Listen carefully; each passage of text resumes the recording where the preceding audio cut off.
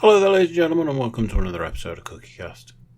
Today on CookieCast, it's the Laces Out podcast. We're talking NFL football, and it is the biggest game of the year. It is the Super Bowl. We're talking about the last of the playoff games, and we're predicting the Super Bowl, the last game of the season, the big game. There's a lot of predictions to get through, and it's a bumper prediction episode, so stay tuned for that.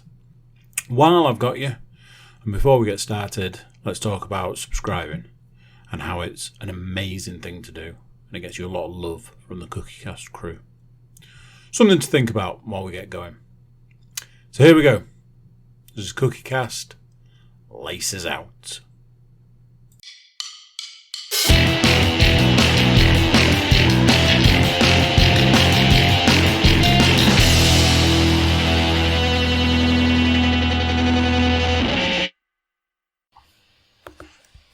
Recording in progress. Recording is in progress, allegedly. So, we had a week off. We had a week off NFL football podcast. NFL football? That doesn't make sense. We had a week off the NFL podcast. There was stuff we could have talked about, but at some point somebody would have mentioned the Pro Bowl, and I'd have slipped into a coma.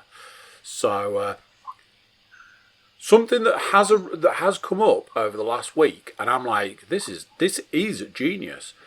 Loads of people saying that they should scrap the Pro Bowl and instead the bottom two teams should play for number one draft pick. And I'm like, that is an absolute genius idea. That is top notch. I think they should petition it. It is the NFL podcast for you audio listeners. It's me talking to myself, so let's correct that. I have got the most glamorous co-host that you could ever possibly wish for, Mr. Paul Williams. Hello. Host of the Getting Over podcast and unboxing video extraordinaire, Mr. Stuart Woodmansey. Hello. And the pursuit of happiness would not be the same without this man at the helm, Mr. Matthew Moore. Welcome to you, sir. And indeed, welcome to all of you. As I said, we could have been here last week, but we took a week off because we knew this one was going to be a doozy. Some stuff has happened since we last gathered here, and unfortunately,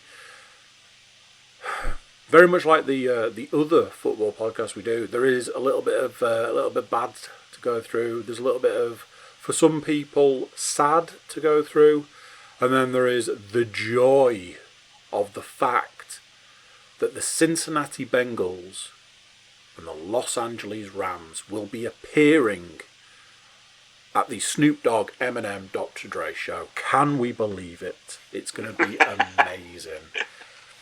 The support act. I stole that joke. I am claiming no. I stole that joke. I saw it earlier in the week. It made me guffaw. So I was like, I'm stealing that. That's right. Super Bowl. I'd like to think there's some people that are going to the show and just be like, hang on a second, what's this football There's game? a football game going on as well. Can't believe it. Well, as Andy said, we do have some loose ends to tie up from a predictions standpoint. So we've got to go through the predictions for the conference championship games. So, as Andy has already said, we had the Cincinnati Bengals going up against the Kansas City Chiefs and the San Francisco 49ers going up against the Los Angeles Rams. Let's not mince our words here, we all shat the bed on the first game because we all picked the Chiefs. So, no point there. In the second game, 3 of us picked the Rams.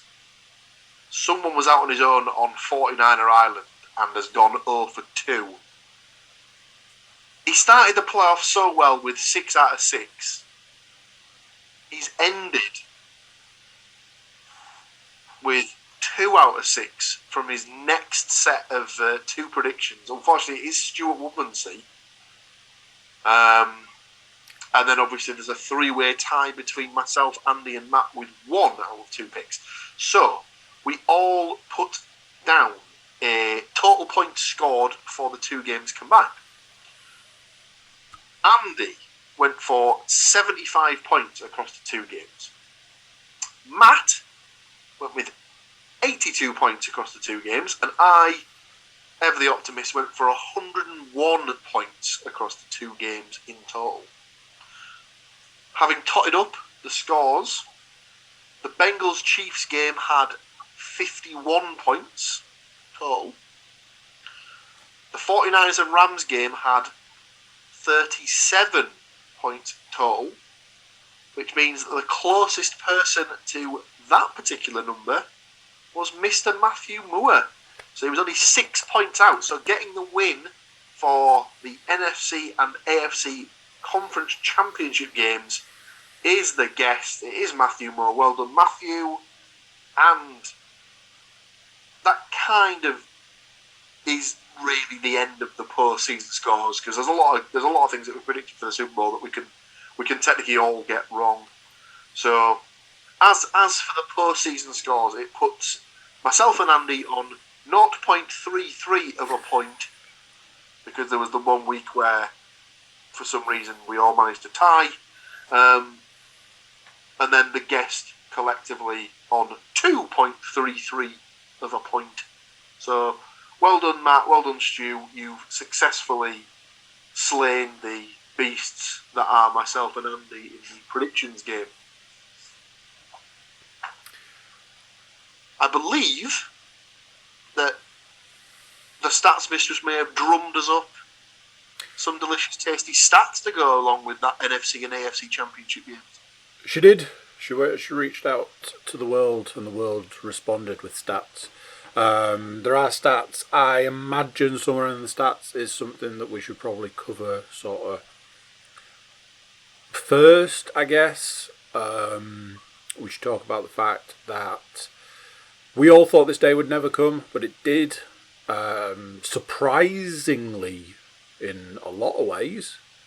There was a lot of rumours flying around the rumour mill, but as I said at the time, there always is rumours that Thomas Brady would be retiring. Always going to see those rumours, especially in what for him was going to be the off season. The news reported that he had officially retired, which seemed strange when he hadn't announced that. This was everywhere. It was Tom Brady's retired, then it gave all of his stats and so on and so forth. Then all of a sudden there was this flurry of that is not true. I think his dad and people close to him were like, he hasn't made a decision one way or the other. What are you doing reporting that he's retired? And then I think it was literally the next day. I heard a thing today that I wasn't sure if this was correct, but he might have announced it on Instagram, which if that's not a sign of the times, I don't know what is. That in fact, TB12 has officially retired. Whilst that is true, at no point during any of his statements has he officially said the word retired. Right. So I was gonna jump all over this because me being me, the natural cynic, doesn't believe this for a second. Does not believe this for a second. Either he's just going to release a statement that says, on second thought, I've double checked. I've double checked with the missus, and apparently I have got another year in me. Or, and I said this partially joking, but I was like, why not? Some team, like way down in the depths, you know, like a Jaguars or a Jets or a team that's just way down, is gonna suddenly announce, there's some news coming later in the week, And then there's going to be a press conference, and Tom Brady's going to walk out. He's like, "Yeah, I thought I'd give it another run." Just some absolute horse shit. He's going to Gronk it, isn't he? They're gonna borrow from the wrestling world, and there's going to be a situation where a team's like, getting ready for the first game of the season, and the starting quarterback's going to be there, all suited up. He's going to be ready. He's going to be pads on, shirt on, helmet ready, and stuff like that. And then all of a sudden, you just hear the music. And everyone's looking round, and then you just see Vince McMahon appear on the stage and just goes, "Listen, Derek Carr, you thought you were the starting quarterback for the Las Vegas Raiders, but this man has other ideas." And then for some reason, Brady's got entrance music or something like that, and he comes out, cashes in his money in the bank to become the new starting quarterback of the LA Raiders. It would have to be real American as well, surely, like Hogan's all. No, of course. Obviously, he's going to borrow No Chance. You've got no chance. And stuff like that. True, ultimate heel. I That's Tom Brady for you. I love the crossover aspect. But I'm saying it now so that it's on record, it's out there in the world, and once I release this podcast to the masses, everybody can hear me say, I don't believe this for a second. Well, he said, so I remember hearing this, so on the Let's Go podcast, I can't remember who presents that he said he is retired, but you never say never.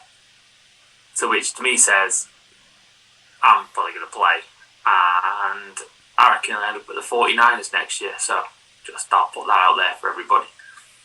Well, let's not forget as well who his best mate is and what stunt his best mate pulled as well. So if he wants directions on how to retire and then come back pretty much immediately, then the number of times I've heard, he's just going to do what Gronk did. He's going to. So I'd heard that his initial sort of statement was going to be that he was going to take a year out.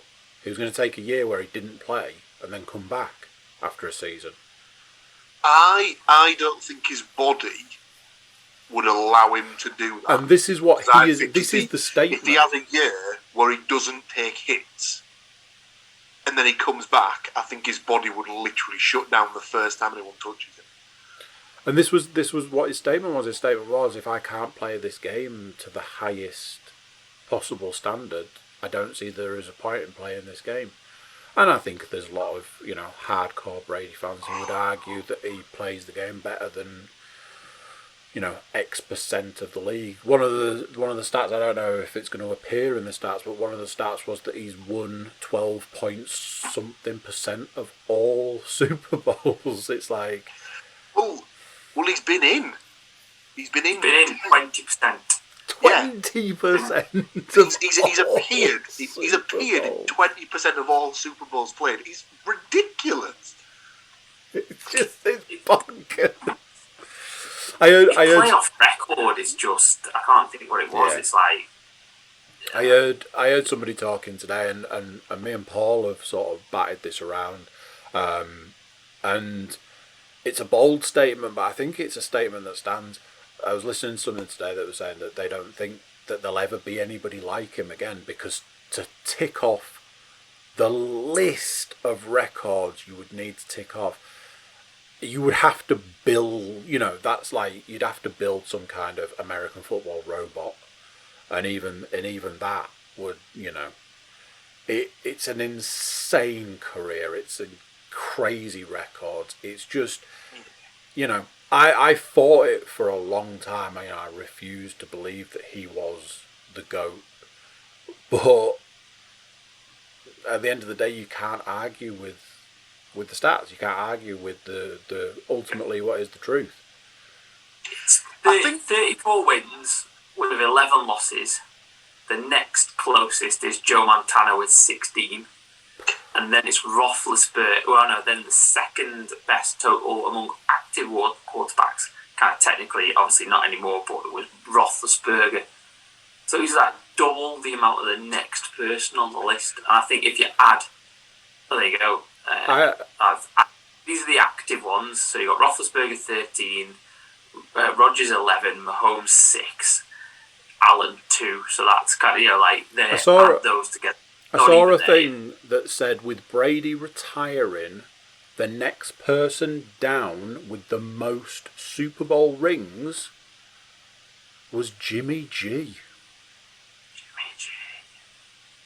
It's like, what? It's weird. I think his stats are catchable for someone like Mahomes. If Mahomes stays injury free, yeah, I think he could get the yardage and he can probably get the touchdowns. Yeah. I don't think anyone will have the success that he had. I just don't think it's possible. No, because it's a simple fact of time. It's longevity.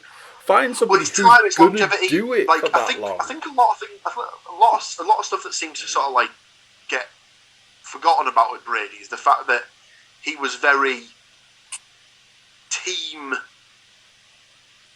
he was very kind to the team when it came to his contracts and stuff like that. Oh, so yeah, massive. When he was at the Patriots, there was so many seasons where he forewent bonuses and things like that, just because he just simply didn't need the money, and he realised that if he basically didn't take the bonus, it would pay for 2 players' salary or something like that. So they'd be able to get weapons that they could use in extra areas. So he for all the the annoyance about people say, it was annoying just watching him win constantly. He was the ultimate team player, and no one can ever take that away from him. He every decision he made was for the best of the team, not for the best of Tom Brady. I've been trying. I don't think anyone can ever deny that. Like I was saying, I thought the whole GOAT thing. If you'd have asked me a year ago, I'd have still been telling you, say what you want. I don't want to hear that he's the GOAT. And I'm trying to go back through what it was and it's that. It's not so much the team. It was that kid at the game that held up the sign that said, "I survived brain cancer because of Tom Brady." I was like, what? And then obviously the story unfolded from there, and that child being alive off the back of his institutes and the amount that he does for charity and all the work and stuff, and I was like, it's like what you were saying. It's more. It's not about throwing the football. It's about everything. I said a couple of weeks ago I was genuinely sad to see the Bucks go out. Had nothing to do with them being 50% of my Super Bowl pick, because I was mildly miffed when the Chiefs went out. Yes, whether it's a full-blown retirement, a Diet Coke retirement, or what, at this point in time, I tip the cap to TB12 on what is just an absolute monster of a career. So, weirdly, we were talking stats, and we never actually got to them because we were trying to cover something that's almost definitely going to be in the stats. So, I am not quite maybe as generous as TB12, but I do like to share the stats. So the Stats Mistress shares them with me. She gets them from Nate Davis of USA Today. She shares them with me, and I share them with these guys here. I give a little bit to Paul, a little bit to Stu, a little bit to Matt. So let's see what the stats look like moving towards the Super Bowl. Stat number 1. The Super Bowl 56 matchup is set. The Los Angeles Rams, technically the visiting team, set to host the Cincinnati Bengals. The Rams are opening as a 3.5 to 4 point favourite.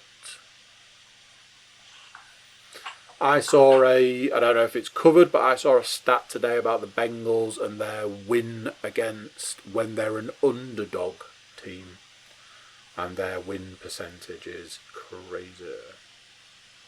Number 2, the Bengals are one of 12 teams in the league that have never hoisted a Lombardi trophy. The Rams have never done it while representing Los Angeles. And number 3, which is actually my final stat, you'd have to say Sunday, well, this is obviously Sunday, previous Sunday, was the final game for quarterback Jimmy Garoppolo in a San Francisco's 49ers uniform. Though he's won 70% of his starts, 35-15, playoffs included with the Niners, the team will save $25.5 million by moving on from him before he reaches the final year of his contract. That might fit in with TB12 appearing in a 49ers uniform. That's it for me for stats. I believe I sent the next set of stats to you, Paul. Okie dokie, well, we'll continue on with the Bengals. Finished the 2019 season at 2-14. Joined the 1981 49ers and 2003 Carolina Panthers as the only teams to reach the Super Bowl 2 years after owning the league's worst record. The Bengals' 6-25-1 mark, that's a record of .203, in the previous 2 seasons is the worst ever for a team that advanced to the Super Bowl the following year.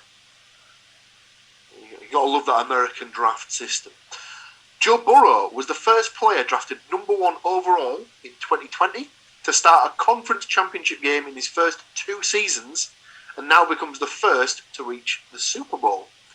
Dan Marino and Ben Roethlisberger are the only other first-round picks to start on Super Sunday in their second NFL season. Obviously, neither of those two were drafted 1 overall.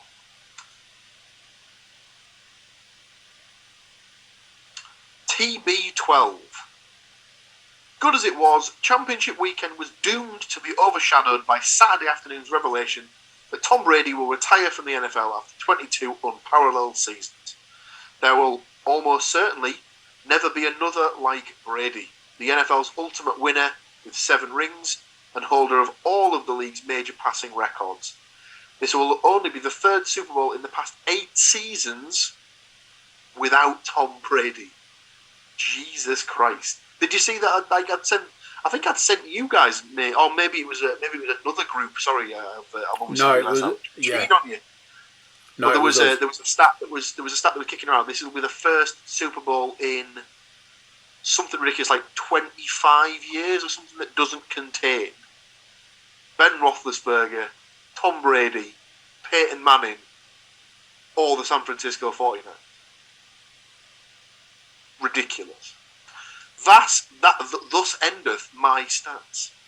Stu, I believe I sent you the next stats. Okay, so on the back of what Paul was just saying, with Stafford or Burrow set to become a Super Bowl champion for the first time, the league won't have a single QB1 with multiple Lombardi trophies since Brady calls it a day. Chase's 279 receiving yards in this postseason are the most ever by a rookie, obviously for the Bengals. Yet it's the Rams' Cooper Kupp who is officially having the best single season of any wide receiver in NFL history. He piled on another 11 catches for 142 yards, scoring both Los Angeles touchdowns for good measure. In 20 games this season, Kupp has 170 receptions for 2,333 yards and just the 20 touchdowns. Super Bowl 56 will be Kupp's first. He missed Super Bowl 53 after suffering a torn ACL midway through the 2018 season. And finally from me, not to dethrone Adam Vinatieri circa 2001 just yet, but Cincinnati rookie Evan McPherson is building a case for the best postseason ever enjoyed by a kicker. McPherson's 12 made field goals without a miss, including game winners on the final play in each of the past 2 games, are the most ever in one calendar playoffs.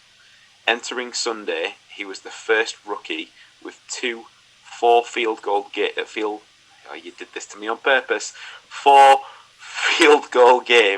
in one postseason, And now, he's done it 3 times.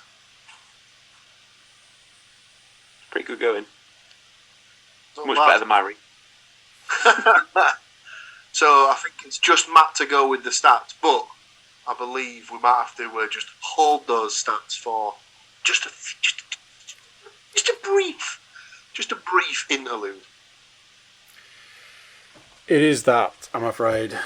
Technology is against us as always, so we will be right back. Recording in progress. I was pressing all the buttons and nothing was happening. And I pressed the wrong combination of buttons, and now things are happening. So, it can only be a good thing, I'm sure.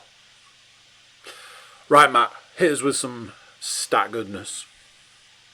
So the Bengals, who swept the Chiefs despite trailing them by 11 points at the half, both last Sunday and in Week 17, become the first team in league history to beat a team twice in one season when trailing by double digits at the intermission both times.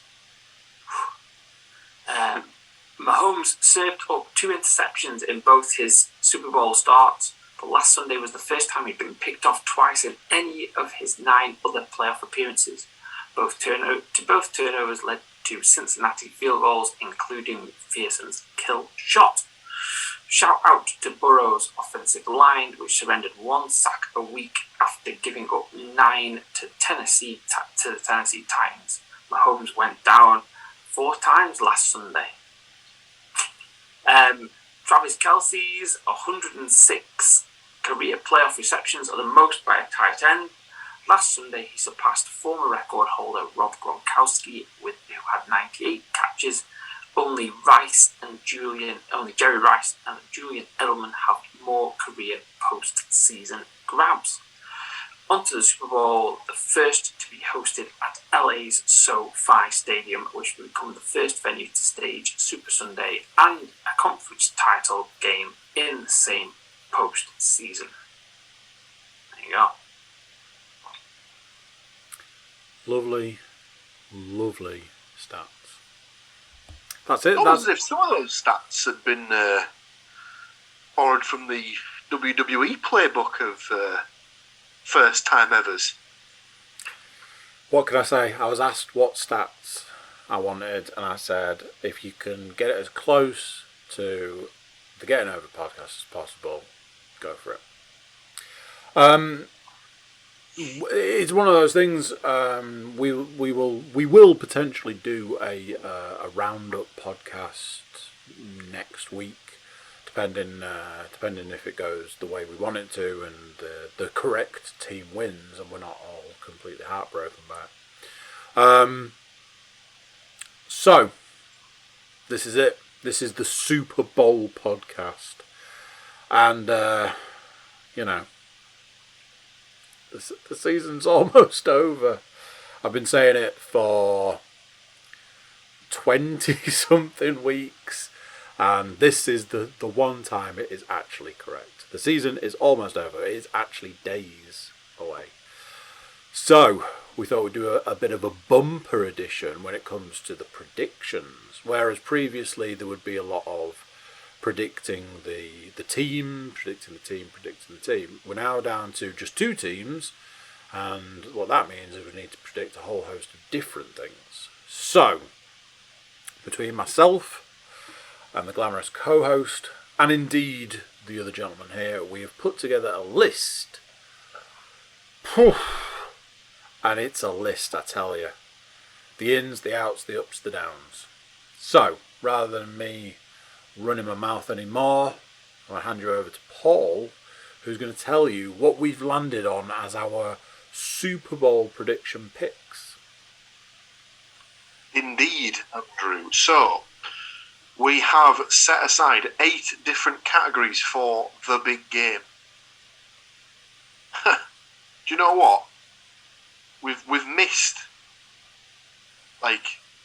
one of the better ones to be predicting. We've missed first touchdown score, I've just realised. Never mind. But we have predicted the following things. The first team to score, the team to be leading at half time, team to win, the MVP, the quarterback with the most yards, the running back with the most yards, the final score of the game, and the most important thing that anyone likes to pick in any Super Bowl predictions, the colour of the winning coach Gatorade shower.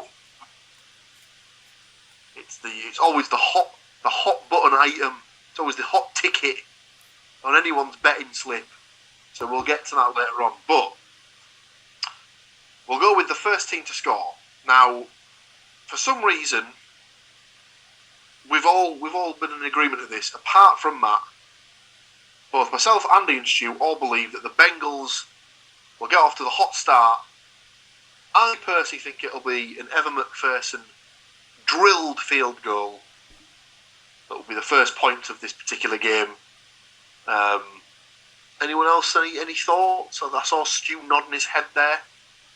Yeah, that when the categories came through, I was like, it just says first team to score, so it doesn't necessarily have to be a touchdown. So I figured I don't know, like in the whole sort of setup of how the Super Bowl has come to be, like I'd be really chuffed if the Bengals actually won it, and like it'd be nice to see them get off to like a fast start on it.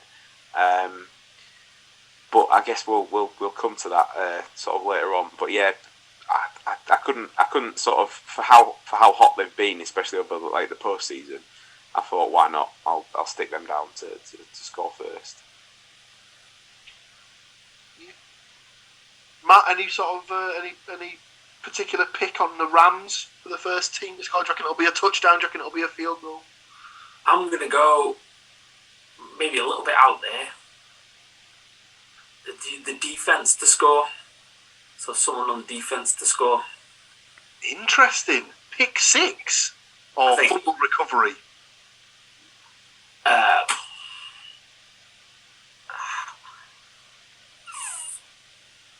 Probably a sack fumble.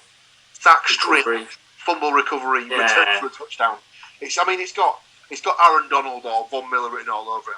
So, it would be typical for Von Miller's first Super Bowl appearance since he was the MVP to have an MVP-like performance. So we spoke about it in the stats, and I think the thing that is kind of being ignored in all of this is that the Rams front is scary, and I almost put adhesive in front of that because not only have you got Aaron Donald, not only have you got Von Miller, you've also got I've forgotten the name of the other defensive lineman that's there as well, and there's no with Jalen Ramsey as your safety, there's also that kind of thing of you can't just chuck it away and hope for the best because he's going to pick it. So he'll snag it if it's thrown for grabs. More often than not, he'll snag it. So yeah, I wouldn't be surprised. I mean, it's got all the hallmarks of a long day for Joe Burrow when you consider that they've got an incredibly good defensive line going up against a very porous Bengals offensive line. So yeah, I think old Joe might have to be getting his skates on a bit on Sunday and have to be moving around in that pocket. As for the leading team at half time, we're all in agreement across the board on this one. We all think the Rams will be leading at the half. Don't think we need to go into that any further. I think you'd imagine that the Bengals, I think, have come from behind in every single one of the games that they've been involved in the postseason, so that wouldn't surprise any of us. Okay, now we're getting into the sort of the nitty-gritty of stuff. So, team that's going to win the Super Bowl. Myself, Stu and Matt have all gone for the Rams to win the game, whereas Andy has picked the Bengals. Seems like you're out on your own on that one, Andy. You want to give us a reason as to why, or sort of reason? I mean, go back through every week, every podcast, week in, week out. No matter what I've said about any other team, the constant throughout every podcast is me going, say something, boys, I really like the Bengals this season. I love watching Bengals football. And to get to this point in time and pull the ripcord and be like, oh no, the Rams are going to do it. Also, and I feel a bit of a sour puss to do this, but everybody seems to have forgotten the 10 years that Stafford was at the Lions. I feel that we're sort of forgetting that a lot of what's going on in Los Angeles is to do with that coaching staff. That the coaching team is really good. You cannot argue with that defense. That defense is freaking dangerous. But Stafford is still Stafford. I know you personally don't agree. I know, and I've said throughout the season, the wrong player on the wrong team makes for wrong chemistry, and moving Stafford to the Rams really seems to have made a difference. But why have we suddenly forgotten the previous 10 years? It's I mean, for me, I don't think it was a case of the Lions didn't win because of Matthew Stafford. I think Lions didn't win because they're a terribly run franchise. Yes, I 100% agree, and I do think that moving Stafford to the Rams has definitely made, his it was the right move. Although I think a lot of people would have argued it was done in a weird way. I think I'll just stick with what I said originally. To say Bengals week in, week out, and then to get to the Super Bowl and go, oh, it's going to be the Rams, just feels a bit wrong. So I think I'm gonna stick with old Cool Joe and what was it OBJ said? If you look up cool in the dictionary, it's just a picture of Joe Burrows in some Cartier sunglasses. Lads, any sort of particular reason why you've picked the Rams? It's a head over heart decision. Like I said before, I would absolutely love it for the Bengals to win, but I just, like Andy said, very very much enjoyed what I've seen of them this season. Did I expect them to kind of get as far as they have? Nope. Therefore, could they absolutely win? Yeah, they could. Will they? It's, I guess, in a game of predictions, it's playing the percentages in that respect. So, I have to go with the favourite. I think in that aspect. Yeah, I think you're right on that one. I think it was covered in the stats that the Rams are currently the 4-point favourite in the game. So, just slightly more than a field goal favourite. I think for me, I've gone with the Rams because I think they're in a dangerous position really, in that they keep trading away all their number one picks because they're in win now mode. So they've obviously been to a Super Bowl in the last couple of years, the one that they lost against the Patriots. You sort of tend to worry for them that if they don't win this one, are they just going to be one of those franchises that's just like destined to never win another one? I know they won one back in the 2000s, and it's also I'd quite like Stafford to get a ring because I know obviously like Andy's just said there that he doesn't see him as an elite level quarterback or anything like that, but I think his stats at Detroit were great to say how bad that team is. And this was always the thing. It was always the weirdest thing. He had some like week in, week out, some crazy stats. And they would lose week in, week out. And it'd be like, what has gone on? It's weird as well, because I think if you look at the stats, he's one of the quarterbacks who's got like, he's got them like, I don't know if he's got the most, because I'm assuming that will be Brady, but he's one of the quarterbacks with the highest number of fourth quarter comebacks. Mm-hmm. So, yep. He even though the Detroit Lions were an absolute dog, he managed to drag that team through games like almost single-handedly at times. And I think he just comes across as a really nice guy for nothing else. Like, and you kind of want to see like the good guys win every now and again. I'm not to say that Joe Burrow is like a dick or anything like that, but at the end of the day, he's only in his second year in the league, so he's got loads more time to get back to the big game and win one. Whereas you kind of get the feeling this might be like Stafford's last chance to actually win one. So for me, I think like same as Stu, I've gone a bit more sort of heart over head really, and I've gone a bit sentimental, and that's my reason for picking the Rams and stuff like that, like last chance saloon style sort of. Well, if it all goes wrong for them, what you're saying is they might not even be the best team in their own stadium in a couple of seasons' time. So seriously, like I said, they're in win now mode. So if they don't win within the next couple of years, I think they're going to have to. Their team's getting older, so they're going to have to replace some of their starters at some point. And when Aaron Donald and Von Miller retire, that defensive line's not going to look as pretty. So, yeah, they're definitely all in to win in the next couple of years. Let's put it that way. So, the next big one, game MVP. So we've got a little bit of a different spread across this one. So, we've managed to actually get an offensive pick and a defensive pick across the board here. So, both myself and Stu have gone with the hot receiver in this particular game. Now, some people will be saying, oh, you've picked Jamar Chase, have you? No. We've gone for Cooper Kupp to get the MVP. Not a bad show. Andy has gone with Joe Burrow. No great shock. If you go back through the stats, I'd say more than 50% of the time it's a quarterback who ends up getting the pick for the MVP. Whereas Matt has picked, I believe, what we could describe as his boy, Aaron Donald, to pick up the big award.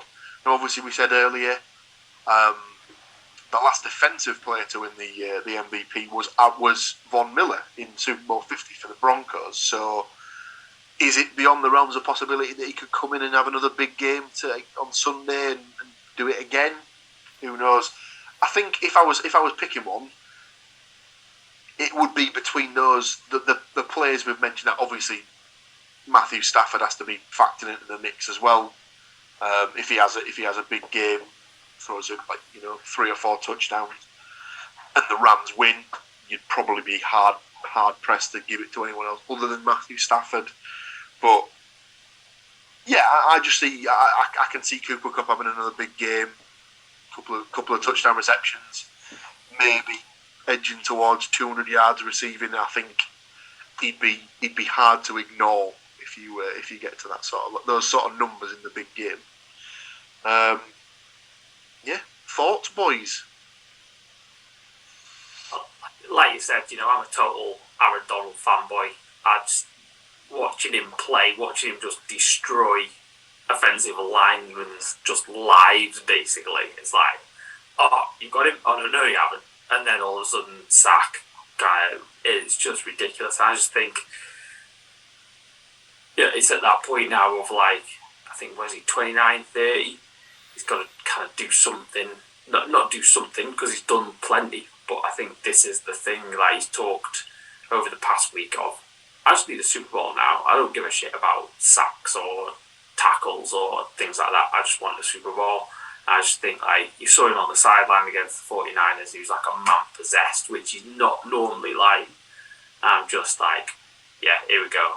Kind of, they just, plus with the other two, I just think there's just the potential for it to be an absolute nightmare of a day. And it doesn't matter what the Rams do.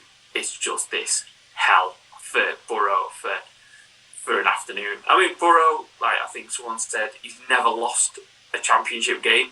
So high school, won all his high school championship games. Obviously, won the college championship, but it's kind of different level, really, isn't it? Kind of thing, and that that LSU side that he took to the college finals had Jamar Chase and Jefferson from the Vikings as well. So I think if you're going to be able to sling it on people, you're going to be able to sling it with those two players. Not kind of reducing his achievements, but I just think it's going to be a really tight game. I think it's going to be a really kind of defensive game, and you pick the best defensive person on the field.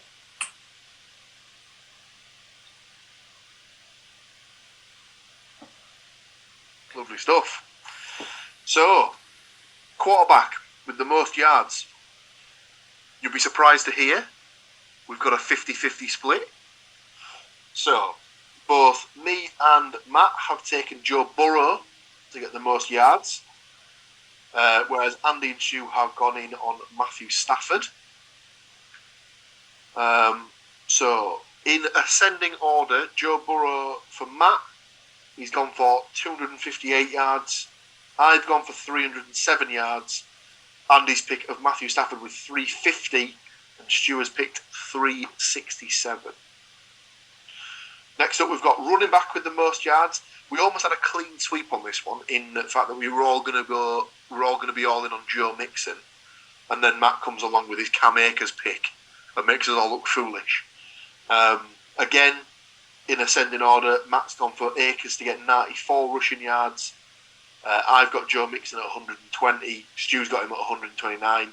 Andy's gone for Joe Mixon to have an absolutely massive day and get 160 rushing yards. I mean, if he's getting 160 rushing yards and a couple of scores, he's got to be in the fucking shake up for the MVP with numbers like that.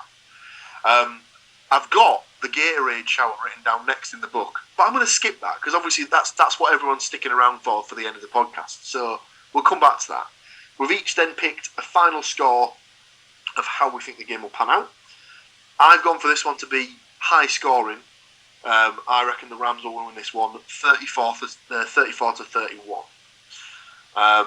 Andy has gone for the Bengals, of course, and he's gone for the Bengals to win 32 to 29. Stu's got the Rams winning by a full touchdown, and he's gone 31 to 24. Whereas Matt, as he's discussed with his defensive game for the Rams, gone for a slightly closer game and has gone 20-17 in favour of the Rams. The big one. The one that everyone wants to get right. The Gatorade shower colour. I'm going to just have a quick look on the old Sky Bet, because you can bet on this, ladies and gentlemen. And I do every year. And I pick the same every year. And one year, I won. Surely the odds for it though are going to be pretty similar, because they'll surely have an equal supply of different Gatorades, and the teams will then just pick them. There was the year that nobody won because they didn't do one. That was it. And then I think the most common colour is clear. So here we go. Right, so winning coach Gatorade shower colour. With the caveat, market will be void if no clear Gatorade shower is shown on the broadcast. So it has to physically be shown on the broadcast. That can be in replays. It doesn't have to be live. So if they show a slowed down still or a slowed down clip of it being done, still counts. So 15 to 8 favourite. Orange. No one has picked orange. 11 to 4. Second favourite. It's been picked by 2 people. It is myself and Matt with blue Gatorade. Yeah, that's right, ladies and gentlemen. Next up, we've got 5 to 1 for clear, otherwise known as water, I would imagine. You can also get 5 to 1 for green, lime, and Stuart Woodmansey's pick of yellow. You can then get red or pink Gatorade at 8 to 1, and Andrew Cook I'm pretty sure he picks this colour every single year, and I don't think it's ever come out. But he has gone for the 10-1 shot of purple Gatorade to be in that ball. Once. I mean, listen, it's probably going to happen at some point, but who knows? I mean, I'm all in on blue. Matt's all in on blue. It's probably going to end up being just water, and no one's going to care. There used to be some proper novelty like specials that you could bet on and stuff like that, but the markets are all really, really like shit this year. There was the whole thing about you could bet on how long the national anthem would be. Would it be over or under certain times? Yeah. So they've set the line for this year's at 1:39 or 1:40. The one that annoyed me beyond all description was whether Justin Timberlake would come out wearing a hat. So I was like, he'll come out wearing a hat. Put money on it. He came out, no hat. I was like, balls. And then literally 5 seconds later, popped a hat on, and cracked on. And I was like, well, it's funny you should mention that, Andrew, because you can bet on the halftime show. So, one of the specials that are currently being offered at Sky Bet is Eminem to wear a hat when first seen at halftime. There you go. He got to 6-4 on that. And I will bet you now that he's not wearing a hat when he walks out, but somehow he'll magically make one appear and then put it on. Exactly. Or Snoop Dogg to wear a Pittsburgh Steelers shirt when first seen at halftime. No, if anything, he's going to wear a Raiders one or something like that. It'll be his bright orange jersey to support the bank. Oh no, his bright orange jersey that'll have "Just Eat" written all over it. Clearly. Well, if he's sensible, what he'll do is he'll get a small patch of all 32 teams and he'll just weave it into one jersey. Just so you can watch the bookies just go. Basically. I imagine he's going to come out. He'll come out wearing a Death Row Records T-shirt after his recent acquisition. So there you go. That is all of our Super Bowl 56. I've just got it in my head now that like this, all the lights are going to go down for the Super Bowl show, and rather than this big like intro that they're expecting of this big spectacular, it's just Snoop Dogg going, did somebody say "Just Eat"? Oh God! Just the whole thing. Oh dear, dearie me. With his Bic lighter. It's definitely going to be one of the more like anticipated halftime shows in recent memory. So. Oh yeah. Was it? What was it like? Was it the weekend last time round? Last year's was the weekend, and was odd because he was basically just in a room with loads of mirrors. It was a mirror horrors kind of thing. Yeah. In fairness, it did sound like he just smashed into one of them as well. So. There you go, ladies and gentlemen. That's our Super Bowl preview predictions podcast, whatever you want to call it. So, wherever you are in the world, I hope you enjoy the game. Yes, indeed. Get them facts. Like I said, if we can bring ourselves to do it, obviously we need to go through who won what and who predicted well and what was the colour of the Gatorade. So there'll be more than likely a Super Bowl roundup podcast, probably sometime next week, and then I will also broadcast the ceremony of me putting all my toys back in the box and putting the box back in the attic for another season, because did you know, season's almost over. All that's left is for me to thank my glamorous co-host and these two lovely guests, Mr. Matthew Moore, Mr. Stuart Woodmansey, Paul Williams and myself, wishing all of you, whether it's this side of the pond or the other side of the pond, a fantastic Super Bowl Sunday. For us UK supporters, we'll be getting the matchsticks out Monday morning. Unless anybody's, smart enough to take the day off. Yeah, whatever. I'll be getting the matchsticks out Monday morning. Right. Thank you, gentlemen. Enjoy your Super Bowls, respectively. I'm sure we might do some kind of live tweeting or Instagram story or Facebook Live. Is that even a thing anymore? Facebook Live. Did that get past the first few? Don't start broadcasting your screen as you're watching the Super Bowl, though, because I imagine they will shut it down very quickly. Yeah. Right. Thank you very much, gentlemen, and we'll see you after the Super Bowl. Tatty bye. So there we go. That's it. The Super Bowl is officially predicted. Why don't you let us know what your prediction is? You can jump over to thecookiecast.com, click the email button, or grab our social media links, and let us know what you think is going to be the outcome of the game. We'll read them out on next week's podcast if they're nice and juicy.